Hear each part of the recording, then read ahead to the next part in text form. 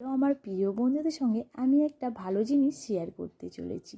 তো দেখতে পাচ্ছ, ওই গাছটা দেখছো, এই গাছটার নাম হচ্ছে আরি কলাই গাছ।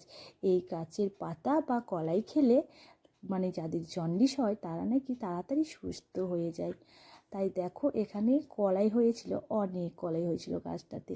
তাই কলাইগুলো গাছ থেকে পেড়ে নেওয়া হচ্ছিল। এই কলাইয়ের ডাল যদি খাওয়া হয়, এই কলাইগুলোকে রোদে দিয়ে মানে খোসা থেকে কলাইগুলোকে বের করে নিয়ে ডাল করে খেলে নাকি অনেক উপকার হয়। তার জন্যই গাছ থেকে কলাইগুলোকে পেড়ে নেওয়া হচ্ছে। অনেক অনেক কলাই হয়েছিল জানো তো বন্ধুরা, তাই গাছ থেকে পেড়ে নেওয়া হচ্ছিলো। তার পাশেই কিন্তু লাগিয়েছিল আমার ভাই বেগুন গাছ, আর অনেক বেগুন হয়েছিল। আমার ভাইয়ের বউ বলছিল দিদি বেগুনি বানাবো, তাই আমি গেছিলাম বেগুন তুলতে।